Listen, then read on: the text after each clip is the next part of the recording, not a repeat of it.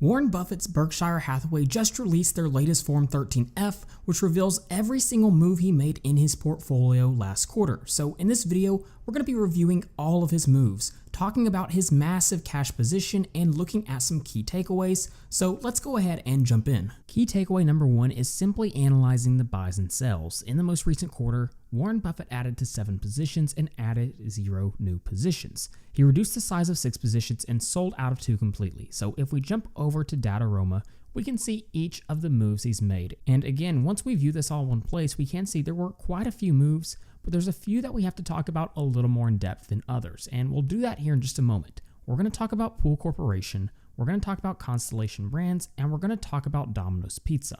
Now, why are these the 3 we're going to talk about? Well, to start out, Warren Buffett is doubling down on Constellation Brands. He added STZ for the first time 2 quarters ago, and in this most recent quarter, he increased his position by 113.52%, making it his largest purchase of the quarter. So right here, we can see this changed his portfolio by about 0.45%. So this was one of the bigger moves in his portfolio, and it was by far the biggest move when it came to all the purchases he made in his portfolio. For example, we can see these other buys in his portfolio made very little overall change to his portfolio. In fact, this one addition to Constellation Brands was larger than all the other purchases he made combined. So let's take a closer look at this company. If we look at Constellation Brands in the last year, they're down by about 22.5%. And if we look at them year to date, down by about 11.57%. So it's been somewhat of a rough ride for this company lately. If we look at the dividend breakdown sheet, let's go ahead and plug in the ticker. What we can see is the company has a starting dividend yield of above 2%, and they've actually done a good job of growing that dividend over the past decade with a high dividend growth rate of around 16% and the 5-year dividend CAGR around 6%. So we can see the dividend growth visualized right here, and the free cash flow payout ratio during that time has remained below 50%, which is typically a good sign. Now, if we look at the stock screener and look at this stock, this data will load in, and like always, if you'd like to download any of my spreadsheets and also get access to the ticker data add-on on Google Sheets that allows you to automatically import stock financials straight into your spreadsheet, then you can head over to tickerdata.com at the link in the description. But what we can see is revenue per share for Constellation Brands has been steadily growing year after year. In 2014, it's sitting at about $25.87 per share, and in 2024, $54.34. But the problem is, EPS for this company over the past decade has been all over the place. Now, from 2015 to 2019, it was a beautiful growth chart, but then in 2020, it plunged down, 2021 recovered, and in the past couple of years have been atrocious for the company. Now, 2024 came in at $9.42.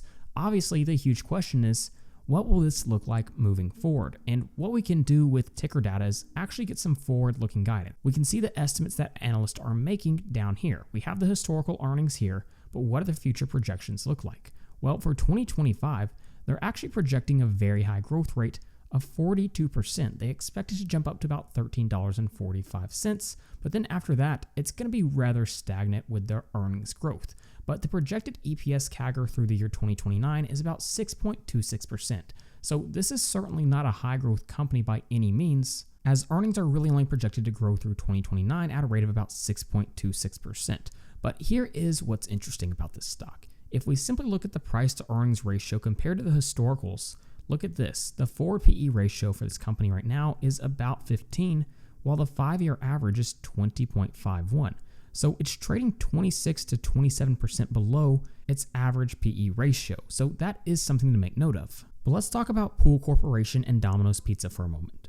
These were the 2 other largest purchases in the most recent quarter. Now, what's interesting about this is Buffett has now bought Domino's Pizza and Pool Corporation for 3 consecutive quarters in a row. So here's the most recent quarter. If we scroll down even further, we can see the purchases once again right here, and this is when he initially started his position. And complete transparency, like always, Domino's Pizza is actually stock that I own in my personal portfolio, and if we blow up my growth chart, you can see I've done pretty well. I'm up over 51% on this position. So let's talk about Domino's Pizza for a moment. Over the past year, they are down 4% after a huge sell-off back in the summer of 2024, but year to date, they've way outperformed the market, up over 17%. Now, when you think about the business model of Domino's, you think about the fact they sell pizza, but there's quite a bit more to it than that, and I think a lot of people seem to be missing this. And in fact, this is the exact business model that allowed them to achieve market-beating performance over the past decade of over 351% return, and that doesn't even include their dividends. And for reference, the dividend metrics for Domino's look absolutely phenomenal. What we can see, while the starting yield for Domino's is only about 1.27%, the dividend growth has been phenomenal, with a 10-year dividend CAGR of above 17.5%. So we're talking about very rapid dividend growth, and it's been fast in the last few years as well, with a 5-year dividend CAGR of around 15%. But back to the business model that allowed them to achieve this level of growth. For the most part, Domino's Pizza uses a franchise fees and royalties model. So basically, these franchisees pay initial fees and ongoing royalties based on sales, providing Domino's with a steady stream of income. What this does is it creates a very capital-light business model for Domino's. And this is where a lot of investors make a mistake. So for example, if we jump over to our balance sheet. Now, what people notice when they look at Domino's Pizza is there's a lot of total debt compared to total assets. The debt to assets ratio is sitting at about 2.99. And if we look at the debt to assets ratio over time, we can see this has pretty much always been the case for Domino's Pizza. Now, don't get me wrong, having more debt on the balance sheet always increases the risk of a company. But at the same time, this is also what's allowed Domino's Pizza to achieve outsized returns over the past decade. And throughout the past decade, Domino's has been able to handle the interest payments on that debt. We can see the interest coverage ratio has consistently been around 4, and in fact, over the last couple of years, it's actually spiked a little bit higher, close to about 4.5. So the interest coverage ratio is simply going to be your earnings before interest and taxes divided by interest expense. So basically, making those interest payments hasn't been a huge problem for Domino's over the past decade. So Domino's Pizza is a leveraged business, and it's designed that way on purpose. Over 98% of their stores are franchised, which dramatically reduces the total assets they have on their balance sheet. They have fewer buildings, they have low equipment, and so because of that, the debt to assets ratio appears very high. So again, I want to reiterate, high levels of debt is obviously not typically ideal, but Domino's Pizza is a unique situation. This balance sheet turns a lot of people away from Domino's Pizza, but at the same time, you have to understand it's what's allowed them to achieve market-beating returns over the past decade. Now, what do future earnings growth projections actually look like for this company? Well, let's come over here and plug in Domino's Pizza. We can see it looks like, for the most part, they're projecting high single-digit growth. 2025 should be around 5%, but after that, 10%, 8.5%, 8.3%. That's pretty decent earnings growth for the most part. And then we have Pool Corporation, and similar to Domino's Pizza, this stock has way outperformed the market over the last decade, even though there's been a pretty significant sell-off since 2021. And also, like Domino's Pizza, they've seen some phenomenal dividend growth. The starting dividend yield on this one is around 1.13%, but the 10-year dividend CAGR is around 13.7% and the 5-year 9.5%.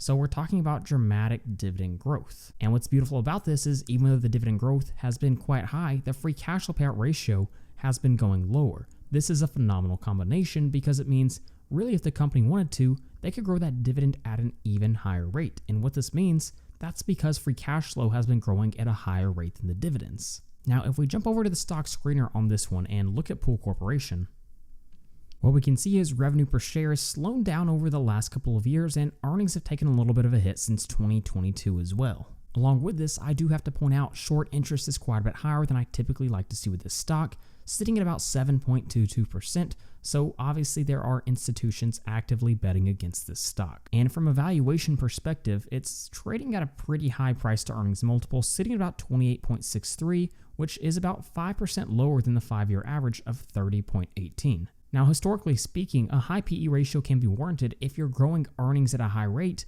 but as of the last couple of years, earnings growth has really slowed down, so it'll be interesting to see if this company is able to grow earnings at a high rate moving forward, justifying that high PE ratio. A few other notes we have to make about Warren Buffett. His cash position is still growing. Just a few years ago, investors were shocked. His cash position was above $150 billion, but now it's estimated to be above $350 billion.